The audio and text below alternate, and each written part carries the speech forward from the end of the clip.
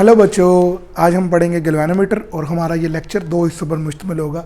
एक इसका पार्ट 1, ठीक है, जिसमें हम सारी कंस्ट्रक्शन और टाइप्स पढ़ेंगे, और दूसरा इसका पार्ट 2 होगा। इसकी लेक्चर के बाद ही अपलोड हो जाएगा, उसको हम लोग क्या कहेंगे, डेड बीट गैल्वेनोमीटर, और साथ उसमें पार्ट शामिल होगा सेंसिटिविटी ऑफ गैल्वेनोमीटर। क्लियर हो गया? ठीक है, तो अभी हम बच्चों अपने लेक्चर नंबर 10 स्टार्ट करने लगे हैं, galvanometer. Hi, this is Ali Raza and welcome to the physics. It's my YouTube channel physics by Ali Raza. अगर आप लोगों को पिछले लेक्चर में कोई परेशानी है तो नीचे कमेंट बॉक्स करिएगा, कमेंट करें, मुझे फेसबुक पे जाके फिज़िक्स बाय अली रज़ा पे इनबॉक्स करें, व्हाट्सअप नंबर ले लें। क्लियर हो गया? कोई परेशानी हो आप डिस्कस कर सकते हैं। अभी हम अपना लेक्चर स्टार्ट करते हैं गैल्वेनोमीटर। और गैल्वेनोमीटर से पहले थोड़ा सा मैं पिछला लेक्चर रिकॉल कर लूँ, ठीक है, लेक्चर नंबर 9। उसमें हम लोगों ने क्या पढ़ा था? उसमें हम लोगों ने पढ़ा था जब भी किसी भी रेक्टेंगुलर कॉइल में से करंट गुजरती है तो उसमें क्या चीज़ होती है, डिफ्लेक्शन प्रोड्यूस होती है। क्या प्रोड्यूस होती है? Deflection produce. जब भी किसी भी करंट कैरिंग कॉइल के अंदर क्या चीज़ करंट गुजरती है, उसको अगर मैग्नेटिक फील्ड में रखा हो तो उसमें क्या चीज़ प्रोड्यूस होती है? डिफ्लेक्शन प्रोड्यूस होती है। अब हम लोग आने लगे हैं, ये थोड़ा सा लास्ट लेक्चर का निचोड़ था। अभी हम इसके ऊपर आने लगे हैं गैल्वेनोमीटर। गैल्वेनोमीटर क्या होता है? ठीक है, आ डिवाइस, ठीक है, या आ sensitive device which is used to detect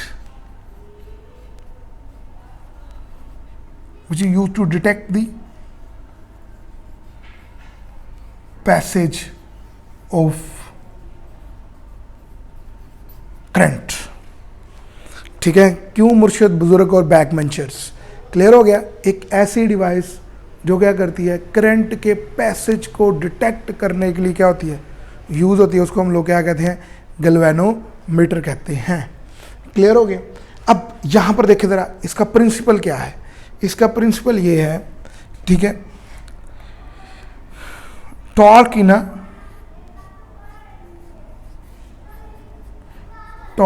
a current carrying coil. Current carrying coil के अंदर क्या प्रोड्यूस है? टॉर्क। कब? इन दी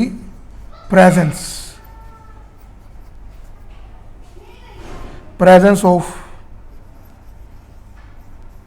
यूनिफॉर्म, ये मैंने बी लिख दिया। बी किस चीज को शो करेगा? मैग्नेटिक फील्ड को। और इसकी इक्वेशन क्या बनेगी? Torque is equal to N I A B cos alpha. Clear हो गया? अब कैसे आपके पास जो गैल्वेनोमीटर नज़र आएगा, अभी आपकी स्क्रीन के ऊपर एक तस्वीर चलेगी, वो बिल्कुल इस तरह की होगी। ठीक है, ये देखिए ज़रा, एक डिब्बा नज़र आएगा, ठीक है, ऐसे का, और ये उसमें ये चीज़ बनी होगी। इस डिब्बे के ऊपर 3 टर्मिनल होंगे, 1 2 3, और सेंटर में ये नीडल होगी, और यहाँ पर रीडिंग लिखी होगी 0 10 20 30, और ये 10 20 30। जैसे ही करंट गुजरेगी तो ये नीडल क्या करेगी? डिफ्लेक्ट करेगी। नीडल क्या करेगी? डिफ्लेक्ट करेगी। और डिफ्लेक्शन जो चीज़ शो करेगी वो करंट की क्वांटिटी को क्या करने के लिए यूज़ होगी? मेजर करने के लिए यूज़ होगी। यानी कि क्या होगा, इसके नीचे ये कॉइल लगी होती है, कॉइल में से इन यहाँ पर 2 वायर्स लगाई जाती हैं। जैसे 2 वायर्स लगाई जाती हैं तो इस कॉइल में से क्या गुजरती है? करंट गुजरती है। करंट गुजरती है तो इस फार्मूले के तहत इसमें क्या प्रोड्यूस होता है? टॉर्क प्रोड्यूस होता है। आगे साथ क्या लगी होती है? नीडल लगी होती है। नीडल उस कॉइल के घूमने के साथ ही नीडल क्या करती है? डिफ्लेक्शन शो करती है। जितनी ज़्यादा करंट गुजरेगी उतनी ज़्यादा क्या होगी? डिफ्लेक्शन प्रोड्यूस होगी। ठीक है, अब यहाँ से हम ये कह सकते हैं I directly proportional to the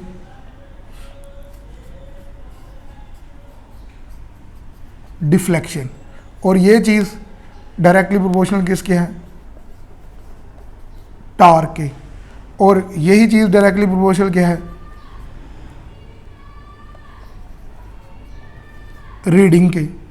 clear हो गया? क्या होगा कि जितनी इसमें से करंट ज़्यादा गुजरेगी, करंट ज़्यादा गुजरी तो डिफ्लेक्शन ज़्यादा, डिफ्लेक्शन ज़्यादा होने का मतलब टार्क ज़्यादा, टार्क ज़्यादा होने का मतलब नीडल ज़्यादा हिली है, और नीडल के ज़्यादा हिलने का मतलब क्या है कि उतनी ज़्यादा करंट क्या कर रही है, गुजर रही है।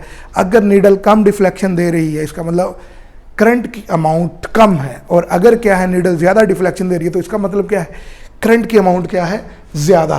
तो ये सारा रूल आज हम इस चीज़ में आज क्या करेंगे, डिस्कस करेंगे सारे लेक्चर के अंदर। देखते हैं गैल्वेनोमीटर की कंस्ट्रक्शन क्या होती है। इसकी कंस्ट्रक्शन में देख ले, सबसे पहले क्या है, यू शेप्ड क्या होते हैं, मैग्नेट होते हैं। इधर मैं लिख लेता हूँ आई डायरेक्टली प्रोपोर्शनल डिफ्लेक्शन। सबसे पहले बच्चे क्या है, ये क्या है, यू शेप्ड मैग्नेट।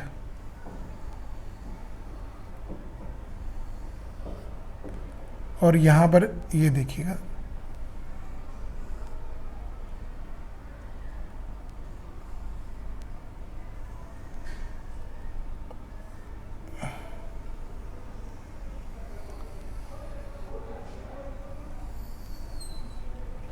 क्लियर हो गया? इस पोल को हम लोग क्या कहते हैं, नॉर्थ पोल, इसको हम क्या कहते हैं, साउथ पोल। क्लियर? कंस्ट्रक्शन में देख लीजिएगा ज़रा। अब यहाँ पर मैंने क्या रखा हुआ, यहाँ पर सेंटर में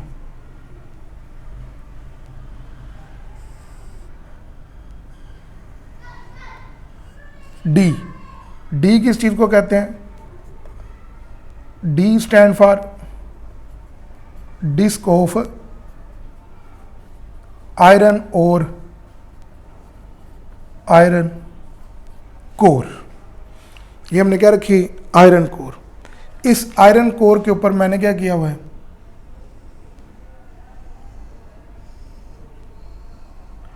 इस कॉपर वायर को क्या किया होता है, वाउंड किया हुआ। क्लियर हो गया? और यहां से क्या किया हुआ है, यहां से कॉपर वायर ली, इसके ऊपर एक मिरर लगा दिया एम, और ये यहाँ से हमारे पास आ गई। इधर एक सी क्या है, सी हम लोग ये कह लेते हैं टॉर्शनल कांस्टेंट कह लेते हैं। अभी बताऊंगा क्या चीज़ है टॉर्शनल कांस्टेंट, और एफ क्या है चीज़ है, टेंशन अपवर्ड डायरेक्शन में। एम क्या है, मिरर, और ये उसके ऊपर मैंने क्या छड़ा, ये वायर, और वायर का एक सिरा जो है वो यहाँ पर लिया गया। ठीक है, रेड सी बना लेता हूँ ताकि आपको परेशानी ना हो। ये सिरा लिया गया और इसके साथ मैंने एक स्पाइरल स्प्रिंग क्या कर दिया, कनेक्ट कर दिया। ठीक है, और ये सपोर्ट और ये सपोर्ट, इधर भी वायर लगा दी, इधर भी क्या कर दी, वायर लगा दी, और करंट इसमें से क्या करेगा, गुजरेगा। अब देखें ज़रा, अब सबसे पहले यहाँ से वायर लगाई, यहाँ से वायर लगी, करंट होता हुआ इसमें आएगा, और यहाँ पर क्या है, मैग्नेटिक फील्ड जो किधर जा रही है, नॉर्थ साउथ। जैसे ही इसमें से करंट गुजरा, करंट के बाहर मैग्नेटिक फील्ड बना, मैग्नेटिक फील्ड की वजह से एक फोर्स इस तरफ लगी, इधर से फोर्स क्या लगी, इस तरफ लगी, और इसमें क्या चीज़ प्रोड्यूस होना शुरू होगी, टार्क प्रोड्यूस होना शुरू हो गया। लास्ट लेक्चर में मैंने आप लोगों को पढ़ाया था, इसमें क्या चीज़ प्रोड्यूस होना शुरू हो गया, टार्क। अभी देखना ये डिस्क क्यों रखी है, ठीक है, और मैग्नेट क्यों रखे हैं, अभी इन सब का पर्पज़, ये यूनिफॉर्म मैग्नेटिक फील्ड इसने प्रोवाइड किया। ठीक है, ये डिस्क रखी और इसको हम आयरन कोर कहते हैं। इसके ऊपर मैंने क्या कर दिया, वायर चढ़ाई, और वायर जो है वो एक दूसरे से टच नहीं कर रही। ठीक है, और यहाँ पर एक वायर दूसरी वायर से टच नहीं कर रही। यहाँ पर क्या है, एक मिरर लगा दिया, ऊपर मैंने क्या कर दिया, इसमें जो वायर के अंदर टेंशन सी, वायर के अंदर टेंशन थी एफ, और सी क्या है, टॉर्शनल कांस्टेंट, और यहाँ पर ये मैंने एस जो है स्पाइरल स्प्रिंग लगा दिया। ठीक है, स्पाइरल स्प्रिंग लगा दिया। क्लियर हो गया? जैसे इसमें से करंट आई, करंट गुजरी, करंट गुजरने की वजह से दो मैग्नेटिक फील्ड का इंट्रैक्शन हुआ, जिसकी वजह से इसमें क्या प्रोड्यूस हुआ, टार्क प्रोड्यूस हुआ, और इस ये कॉइल ने रोटेट करना शुरू कर दिया, जिसको हम लोग क्या कहते हैं टॉर्क, और टॉर्क किससे फार्मूला NIAB cos थीटा। अब इस सूरत में जो टॉर्क है वो मैक्सिमम नहीं होगा, इस सूरत में टॉर्क कभी भी मैक्सिमम नहीं होगा। हम लोगों ने क्या करना है, हम लोगों ने जो इसके अंदर चेंजेस लानी है वो ये लानी है,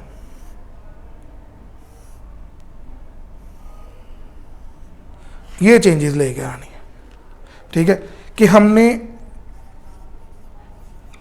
कनकेव पोल, ठीक है, क्या यूज़ करने हैं, concave pole of magnet use करने हैं।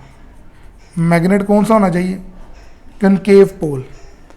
क्या होना चाहिए, कौन सा होना चाहिए, कनकेव पोल। ये इसका क्या हो जाएगा, नॉर्थ पोल, और ये क्या हो जाएगा, साउथ पोल। क्यों, देखिए बच्चे, जब ये घूमेगा तो हर लम्हे एंगल जो है वो वेरी करेगा, ठीक है, क्योंकि इसका फार्मूला क्या है, टॉर्क का फार्मूला क्या है, NIAB cos अल्फा। हर लम्हे एंगल क्या करेगा, वेरी करेगा। जब एंगल वेरी करेगा, ठीक है, तो हर जगह पर टॉर्क मैक्सिमम नहीं होगा। क्लियर हो गया। तो इसलिए मैंने इस एंगल को हर पॉइंट पर ज़ीरो बनाने के लिए क्या लिया, मैग्नेट का कनकेव पोल उसके क्या किए, यूज़ किए, यानी कि अंदर से खाली। अब और फिर इसमें मैंने क्या किया, ये कॉइल का मैंने टॉप व्यू ले लिया, ठीक है। क्या है कि ये मेरे पास क्या है, आयरन कोर है, ठीक है, आयरन कोर ब्लैक से बना लेते ताकि आपको परेशानी ना हो। ये इसका मैंने टॉप व्यू देख रहा हूँ ऐसे, क्लियर हो गया। ये ऐसे पड़ी हुई है, ऐसे करके देख रहा, ये मेरे पास क्या है। अब बच्चे ये देखिए, मैग्नेट का काम है मैग्नेटिक फील्ड लाइंस जनरेट करना। ये इसने मैग्नेटिक फील्ड लाइन जनरेट की। आयरन कोर क्या करता है, सारी मैग्नेटिक फील्ड लाइंस को अपनी तरफ खींच लेता है।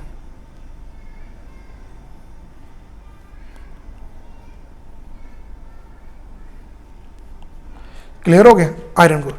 अब इसके ऊपर ये वाली वायर क्या है, लपेटी हुई है, तो ये मैंने ऐसे लपेट दी। क्लियर हो गया। अब आपके पास जो फार्मूला है वो टॉर्क इज इक्वल टू, ठीक है, टॉर्क इज इक्वल टू क्या है, NIAB cos ऑफ अल्फा। क्या है, NIAB cos ऑफ अल्फा। यानी कि जो एंगल है अल्फा वो किसके दरमियान है, A and between A and B। तो ये B और A कौन सा, वेक्टर एरिया नहीं लेना, कौन सा लेना है, प्लेन एरिया लेना है। इंटरनेशनल बुक्स में वेक्टर एरिया यूज़ हुआ है, लेकिन हमने कौन सा एरिया लेना है, प्लेन। तो प्लेन देखे ज़रा, इसको जैसे ही आप पूरी डायग्राम को ऐसे देखे ज़रा, पूरी डायग्राम को ऐसे, तो आपके पास ये वाला क्या आ जाएगा, अपर व्यू शो होना शुरू हो जाएगा। तो प्लेन एरिया क्या आ जाएगा, ये प्लेन एरिया और मैग्नेटिक फील्ड लाइन दोनों एक दूसरे के क्या है, पैरेलल। अच्छा, जिन लोगों को अभी तक नहीं समझ लगी ना, वो ये देख ले ज़रा, मैं इसको कैसे एक्सप्लेन करूँगा। ये देखिए, ये मेरे पास क्या है, D, ठीक है, इसके ऊपर ये कॉइल लपेटी हुई है। क्या लपेटी हुई है, कॉइल लपेटी हुई, ऐसे पड़ा हुआ। अगर इसका टॉप व्यू ऐसे करूँ, ये, तो ये D के ऊपर मैंने क्या कर दिया, यानी कि आयरन कोर के ऊपर ऐसे कॉइल लपेट दिए, तो ये मेरे पास जो कॉइल का टर्न है ना वो शो होगा, ठीक है। पहले एरिया ऐसे था कॉइल का, अब मैंने टॉप व्यू देख रहा हूँ, ये जो चीज़ है ये टॉप व्यू है।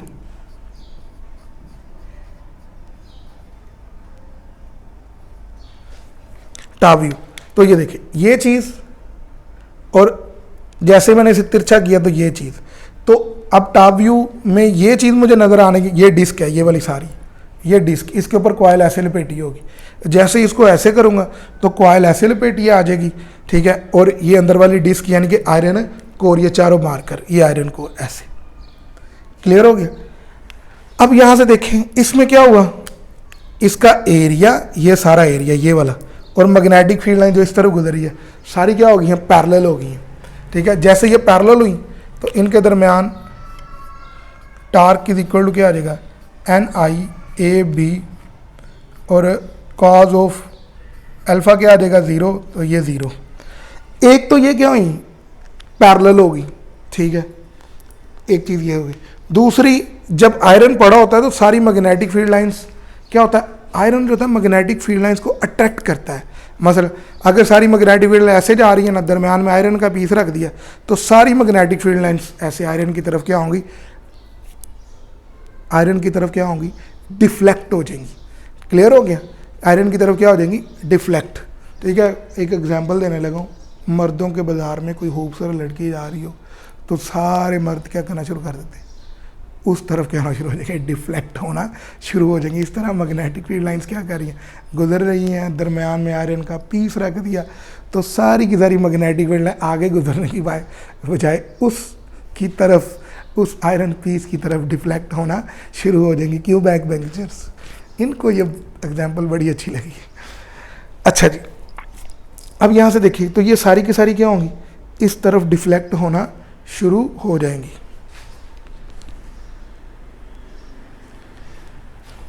इस तरफ डिफ्लेक्ट होना शुरू हो जाएगी और एंगल क्या हो जाएगा 0। एक चीज़, इस कनकेव पोल की वजह से मैग्नेटिक फील्ड लाइन एक दूसरे के करीब आ जाएंगी, तो इसका फ़ायदा एक क्या हो जाएगा, बी क्या हो जाएगा, स्ट्रोंगर बन जाएगा, और बी क्या हो जाएगा, रेडियल हो जाएगा। क्या हो जाएगा, रेडियल। रेडियल का मतलब क्या है कि आपस में बी लाइंस आपस में एंगल बनाना शुरू कर देंगी। और दूसरा क्या चीज़ यूज़ कर दी, आयरन कोर। आयरन कोर का पर्पस भी क्या था कि बी को क्या बनाना, स्ट्रोंगर। ठीक है, तो जितनी मैग्नेटिक फील्ड लाइन ज़्यादा स्ट्रोंगर होगी उतना टार्क क्या होगा, ज़्यादा प्रोड्यूस होगा। और यहाँ से जो टार्क की आपके पास इक्वेशन आई वो एन आई ए बी और ये 1 और ये टार्क इज इक्वल टू क्या आ जाएगा, एन क्या आ जाएगा, एन आई ए बी, और ये चीज़ क्या है, मैक्स टार्क प्रोड्यूस हो जाएगा। क्लियर हो गया। तो इसका मतलब मैंने ये रेडियल, ये कनकेव पोल क्यों यूज़ किए, अंदर आयरन कोर क्यों यूज़ की, ठीक है, ताकि मैं क्या कर सकूँ, मैग्नेटिक फील्ड लाइंस को रेडियल बना सकूँ, स्ट्रोंगर बना सकूँ। रेडियल बनाने का फ़ायदा क्या होता है, ये देख ले ज़रा। रेडियल बनाने का, अगर आयरन कोर ये है ना, अगर ऐसे पड़ी है तो कोई मसला नहीं, अगर इसको ऐसे रख ले, घूम के ऐसे आ गई है, तो अब भी ये इन मैग्नेटिक फील्ड लाइंस के क्या है, पैरेलल है। घूमते घूमते ऐसे आ गई है, तो अब भी ये मैग्नेटिक फील्ड लाइंस के क्या होगी, पैरेलल। तो इस सूरत में हर लम्हे क्या बनेगा, एंगल 0 डिग्री का बनेगा। तो इसलिए ये कनकेव प्लेन, कनकेव पोल बनाने का मकसद क्या था कि हर लम्हे एंगल क्या हो, 0 डिग्री का ही बने। और दूसरा साथ बनाने का पर्पज़ क्या था, ठीक है, कि मैग्नेटिक फील्ड लाइंस क्या हों, स्ट्रोंगर हों, एक ही जगह पर क्या हों, इकट्ठी हो रही हों। क्लियर हो गया। अब कैसे मैग्नेटिक फील्ड लाइंस, ये आयरन कोर कैसे मैग्नेटिक फील्ड लाइंस को सपोर्ट करता है, ये आगे जाके हम लोग बताएंगे। क्लियर हो गया। ले जी स्टूडेंट्स, अभी तक हम लोगों ने जो टार्क पढ़ा है वो अप्लाइड टार्क है। क्यों बुजुर्गों, मिस्टरों और बैक बेंचर्स, हमने करंट अप्लाई की, करंट की वजह से कॉइल ने क्या करना शुरू कर दिया, घूमना शुरू कर दिया, घूमना शुरू कर दिया। वो जो टार्क था वो अप्लाइड टार्क था। कौन सा टार्क था, अप्लाइड टार्क, जो किसके इक्वल था, एन आई ए बी न्याप के इक्वल था।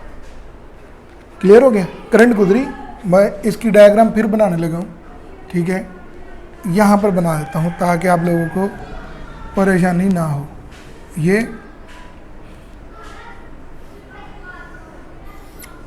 ये रेक्टेंगुलर कॉइल,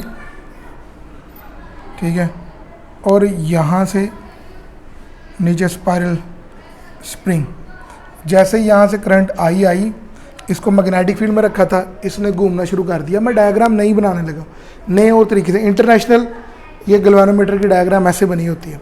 तो इसमें क्या प्रोड्यूस होना शुरू हो गया, टार्क प्रोड्यूस होना शुरू हो गया।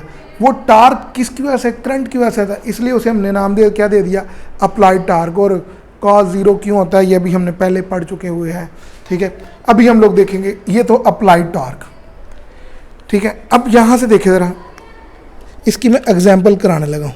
ये देखिए, ये देखिए, ये करंट गुजरी और करंट गुजरने की वजह से इसमें रोटेशन प्रोड्यूस हुई। क्लियर हो गया। अब जितनी करंट गुजरी इसने उतना टार्क प्रोड्यूस हो गया। अब ये रुक गया, ठीक है। जैसे ही रिमूव किया करंट को तो ये वापस आना क्या हो गया, शुरू हो गया।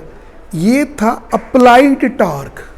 कौन सा टार्क है ये, अप्लाइड। और ये कौन सा है, रीस्टोरिंग टार्क। ठीक है, अभी देखिए ज़रा, इतनी डिफ्लेक्शन, इतना अप्लाइड टार्क, तो रीस्टोरिंग भी उतना। ठीक है, और जितनी ज़्यादा डिफ्लेक्शन होती जाएगी, अप्लाइड टार्क जितना ज़्यादा होता जाएगा उतना क्या होता जाएगा, रीस्टोरिंग टार्क भी उतना ज़्यादा होता जाएगा। अप्लाइड टार्क ज़्यादा होने से डिफ्लेक्शन ज़्यादा, और डिफ्लेक्शन ज़्यादा से रीस्टोरिंग टार्क भी क्या होगा, ज़्यादा होगा। अब करंट गुजरी, जितनी करंट गुजरी उसने रीडिंग अपर पॉइंट पर जाके डिफ्लेक्ट होके बता दी। अब करंट गुजरना बंद होगी तो ये वापस क्या होगा, बैक मूव करेगा, जिसको हम लोग क्या कहेंगे, रीस्टोरिंग टार्क कहेंगे। क्लियर हो गया। तो ये जो रीस्टोरिंग टार्क है, ठीक है, जितना इसको घुमाया उतना ये बैक आया, जितना इसमें डिफ्लेक्शन हुई उतना ये क्या होगा, रीस्टोरिंग टार्क क्या होगा, ज़्यादा होगा। ठीक है, तो इसका मतलब क्या हुआ, restoring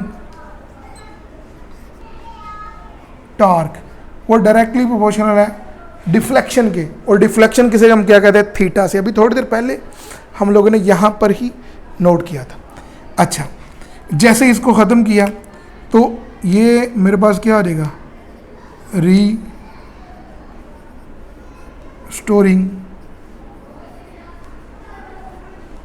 torque is equal to क्या आ जाएगा, C theta.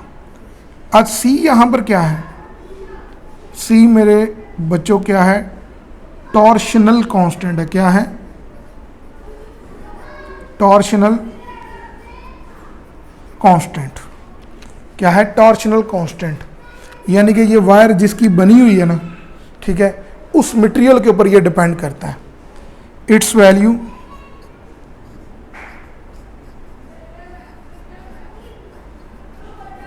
Depends upon number 1 material के ऊपर,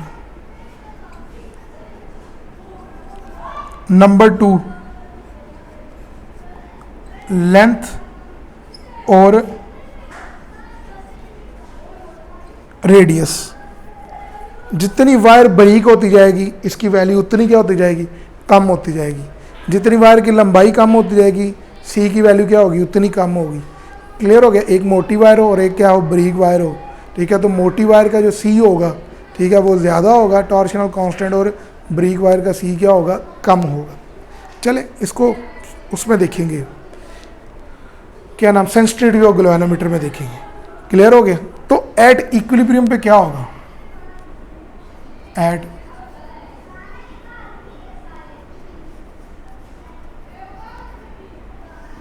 एट इक्विलिब्रियम अप्लाइड टार्क जो क्या है NI/AB, ठीक है, और रीस्टोरिंग टार्क सी थीटा एक दूसरे के क्या हो जाएगा, इक्वल हो जाएगा। अब यहाँ से देखिए ज़रा आपके पास, तो I इज इक्वल टू क्या आ जाएगा, सी थीटा ओवर NAB नैब। अब ये सारी चीज़ किसके इक्वल होती है, ये कांस्टेंट है। ठीक है, ये भी सी भी कांस्टेंट, नंबर ऑफ टर्न्स भी कांस्टेंट, एरिया भी कांस्टेंट, और मैग्नेटिक फील्ड भी क्या है, कांस्टेंट। तो I डायरेक्टली प्रोपोर्शनल क्या हो जाएगा, थीटा के। और थीटा किस चीज़ को शो कर रहा है, ठीक है, एंगुलर ट्विस्ट कह लें, क्या कह लें, एंगुलर ट्विस्ट कह लें एक नाम। दूसरा इसको कह लें डिफ्लेक्शन, ये इसका क्या हो गया, दूसरा नाम। तो ये किसको साथ शो कर रहा है, डिफ्लेक्शन को शो कर रहा है। क्लियर हो गया। अब जब मैंने आर्टिकल शुरू किया था तो एक रिलेशन बनाया था। मैंने कहा था कि किसी भी वायर में से अगर करंट ज़्यादा होगा कॉइल में से, ठीक है, तो उसमें डिफ्लेक्शन ज़्यादा, टॉर्क ज़्यादा होगा। क्या ज़्यादा होगा? टॉर्क। टॉर्क ज़्यादा होने का मतलब क्या है? डिफ्लेक्शन ज़्यादा। टॉर्क ज़्यादा, डिफ्लेक्शन ज़्यादा। डिफ्लेक्शन ज़्यादा होगी तो जो ऊपर नीडल लगी होगी, डायग्राम अभी आपने पहले देख लिया, नीडल मेजर मोर रीडिंग। क्लियर हो गया?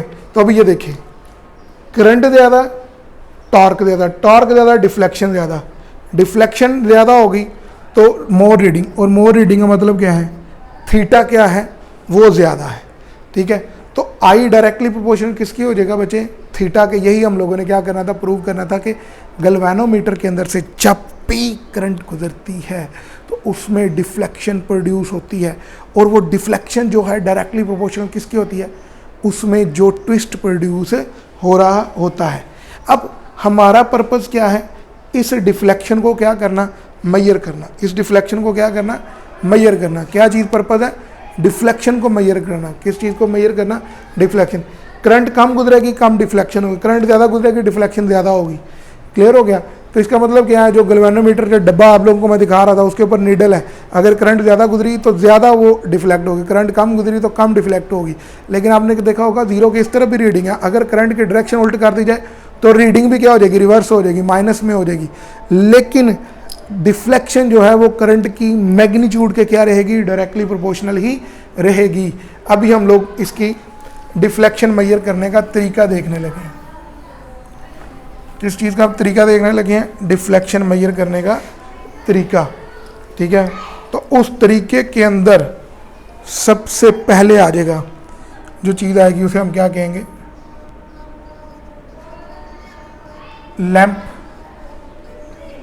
Scale method. क्या है? लैंप स्केल क्या है? मेथड। अब लैंप स्केल मेथड क्या है देख लेते हैं। लैंप स्केल मेथड, ये देखिए ज़रा, लैंप स्केल मेथड। ये मेरे पास क्या है? वही डायग्राम, ये मिरर, ये मिरर के नीचे मैंने रेक्टेंगुलर कॉइल, नीचे स्पाइरल स्प्रिंग, और ये आपके पास क्या बन गया? गैल्वेनोमीटर की शेप मैंने बना ली। एम क्या है? मिरर। अब डिफ्लेक्शन मेजर करनी है तो एक तरीका मेरे पास ये है, ये स्टैंड है, ये स्टैंड के ऊपर मैंने क्या लगा दिया?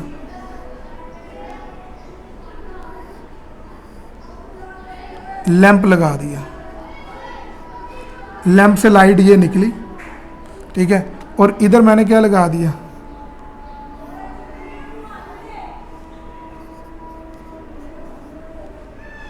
स्केल लगा दिया। क्या लगा दिया? स्केल। एक लैंप है और दूसरा मैंने क्या लगा दिया? स्केल। अब इधर से लाइट, यहाँ पर क्या है? 0 1 2 3 4 5, ये लाइट डिफ्लेक्ट हो गए 0 पे आ गई, कोई रीडिंग नहीं शो हो रही। जब इसमें से करंट आई पास होगी तो ये नीडल, ये वाली जो कॉइल है वो क्या करेगी? रोटेट करेगी। कॉइल क्या करेगी? रोटेट। इसमें टार्क प्रोड्यूस होगा। टार्क प्रोड्यूस होने की वजह से मिरर भी क्या करेगा? अपने पॉइंट से क्या करेगा? हिल जाएगा। ठीक है, अपने पॉइंट से। और लाइट जो है, जो इधर टकरा रही थी, अब वो इधर जाकर टकराना शुरू हो जाएगी। तो स्केल के ऊपर अब रीडिंग कितनी आ जाएगी? इतनी रीडिंग शो होना शुरू हो जाएगी। ये चीज़ शो करेगा, ये रीडिंग मेजर करेगी थीटा को। किस चीज़ को मेजर करेगी? थीटा को। अच्छा, एग्जाम्पल बड़ी ज़रूरी होती है, ठीक है, क्योंकि जो मुर्शद लोग हैं उनको एग्जाम्पल के बगैर समझ आती ही नहीं। शीशा देखा? शीशा छोटे होते देखा होगा, वो घर में मुंह देखने वाला ही ले चले। उसको छत में सूरज के सामने रखे तो लाइट ऐसे पड़ रही होती है, और जहाँ पर शेडो बन रहा होता है उधर उसका रिफ्लेक्शन होकर लाइट वहाँ पर पड़ रही होती है, वहाँ पर रोशनी होती है। आप उस मिरर को ऐसे डिफ्लेक्ट करते जाएं तो वो जो लाइट का पॉइंट है वो क्या होता जाएगा? हिलता जाएगा। ठीक है, तो 6 छोटे होते हम एक दूसरे दोस्त की आंखों में मारते होते थे, आपका तो पता नहीं, लेकिन हम लोग इसको यूज़ करते थे ज्योमेट्री या घड़ी के ऊपर, वो ऐसे रोशनी पड़ रही होनी थी, इसको इस तरह डिफ्लेक्ट करते जाना, ठीक है। तो यहाँ पर भी क्या होगा, करंट गुजरेगी, करंट की वजह से मिरर के अंदर डिफ्लेक्शन होगी, और डिफ्लेक्शन की वजह से जो लाइट जहाँ पर गिरनी होगी उस पॉइंट पर आप गिरने नहीं गिरेगी, बल्कि एक नए पॉइंट पर गिरेगी और हमें रीडिंग पता चल जाएगी। एक मेथड ये हो गया। दूसरा मेथड देखिए ज़रा, दूसरा मेथड है हमारे पास पिवोटेड टाइप गैल्वेनोमीटर। क्या है? पिवोटेड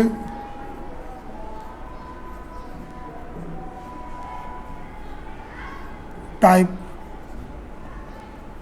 गैल्वेनोमीटर, ठीक है। Pivoted type galvanometer, pivoted type galvanometer, उसकी डायग्राम उसने ऐसे बनाई हुई है, ठीक है। ये उसने अंदर आयरन कोर, उसके ऊपर क्या है, कॉइल लपेटी हुई है, और इधर उसने क्या किया हुआ है, स्पाइरल स्प्रिंग क्या कर दिए हुए, कनेक्ट कर दिए हुए, ठीक है। स्पाइरल स्प्रिंग एक उसने यहाँ पर क्या किया हुआ है, मैग्नेट, और इधर भी उसने क्या किया हुआ है, क्या रखे हुए हैं, मैग्नेट रखे हुए, और मैग्नेट के साथ उसने क्या किया हुआ है, ये डायग्राम देख लीजिएगा, स्क्रीन के ऊपर चल रही होगी डायग्राम, ठीक है। और इधर उसकी क्या लगी होती है, निडल लगी होती है। ये स्केल है 0, 10, 20, 30, -10, -20, -30। जैसे इसमें करंट गुजरेगी, पहले ये क्या, निडल यहाँ पर 0 होगी, करंट गुजरी, करंट गुजरने के साथ ही ये इस कॉइल के अंदर क्या हुई, रोटेशन प्रोड्यूस हुई, टार्क प्रोड्यूस हुआ, टार्क प्रोड्यूस हुआ, ये इसकी पिवट इसके साथ अटैच है। जैसे ही कॉइल घूमी तो ये नीडल घूम के यहाँ पर चली गई, और करंट घूमी तो नीडल यहाँ पर चली गई, और करंट गुजरी तो नीडल यहाँ पर चली गई। अगर करंट की डायरेक्शन उल्ट होगी तो नीडल ने इस तरफ जाना शुरू कर दिया। ऐसे ये क्या करना शुरू कर देगी, मूव करना शुरू कर देगी। मेरे से सही डायग्राम नहीं बनी, आपके पास जो बुक है उसके पे बनी हुई है, और मैं अभी आपकी स्क्रीन के ऊपर भी चला रहा हूँ, ठीक है। आपने देखा होगा कि साइडों पर मीटर स्केल सर्कुलर पड़ा हुआ है, उसके ऊपर नीडल रखी हुई है। नीडल किसके साथ अटैच है, कॉइल के साथ, और कॉइल को किस में रखा हुआ है, आयरन कोर के अंदर, आयरन कोर के ऊपर लपेट के मैग्नेट के दरमियान रख दिया हुआ, और ऊपर और नीचे क्या लगा दिए, स्पाइरल स्प्रिंग लगा दी हुई। जैसे ये आप इसमें से करंट गुजरेगी, करंट गुजरते सार क्या होगा, इसकी नीडल क्या करना शुरू कर देगी, डिफ्लेक्ट करना शुरू कर देगी। जितनी करंट ज़्यादा गुजरेगी उतनी कॉइल में रोटेशन ज़्यादा होगी, उतनी कॉइल में रोटेशन ज़्यादा होगी, बाहर वाले नीडल में भी उतनी ज़्यादा क्या होगी, डिफ्लेक्शन होगी। क्लियर हो गया।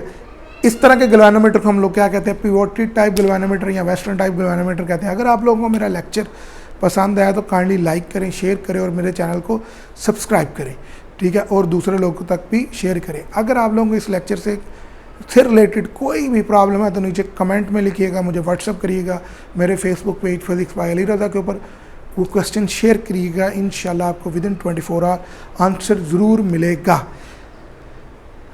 ठीक हो गया यहाँ तक। और इसका बी पार्ट जो है, अभी यह हाफ लेक्चर हुआ है, इसका बी पार्ट इंशाल्लाह ताला अपलोड हो रहा है, आपको विदिन 24 आवर्स वो भी मिल जाएगा।